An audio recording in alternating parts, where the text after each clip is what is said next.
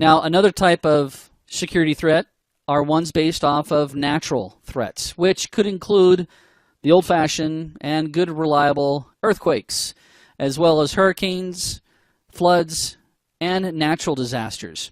These typically we don't have any control over. Information damage or any type of loss can't be prevented for obvious reasons. However, you can go through and create some plans, policies, procedures, put those in place to help protect against these natural disasters. So then we also have physical threats.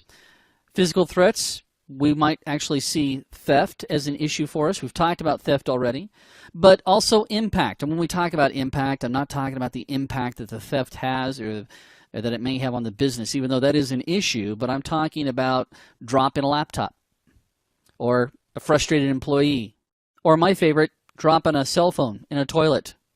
How do you recover from that information loss? Also, power.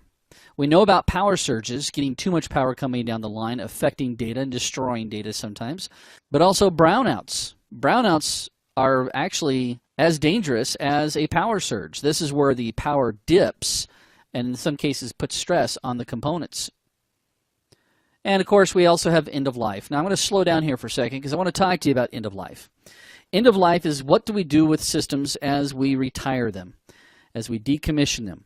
Well, I know a lot of companies go through and do some really cool things. Sometimes they'll donate old hardware to some charities, and I think that's great. Or they might actually put them up for sale to their employees so that they can take a system home. Or they might just throw them away. And in some cases, they may even just return them, especially if it's like on a lease. Now, my question I have for you is, what are you doing to protect yourself with the data that was stored on the drives? I really don't care about memory. I really don't care about video cards or motherboards. It's where I store my data. Even if you go through and format hard drives, that's not going to protect you. Trust me, I've got fun little tools that'll go through and recover data from a formatted drive. I actually saw a really scary news story where they were talking about copy machines.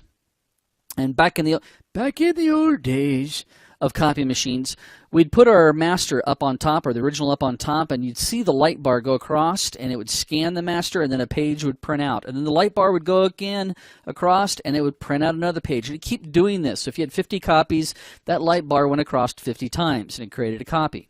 Well, as technology expanded, they started installing hard drives into copy machines.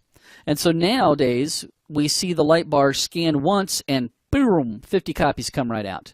And that's because it stored the data on the hard drive and just reproduces it based off that image. The issue is, and this is what we saw in the news story, is that when the copiers come off lease, they go back and are sometimes resold. Well, one of the biggest purchasers of remanufactured copy machines is China.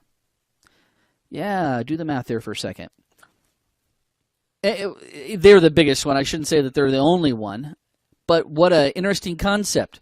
And in fact, in the story, they went and they purchased a copy machine at an auction.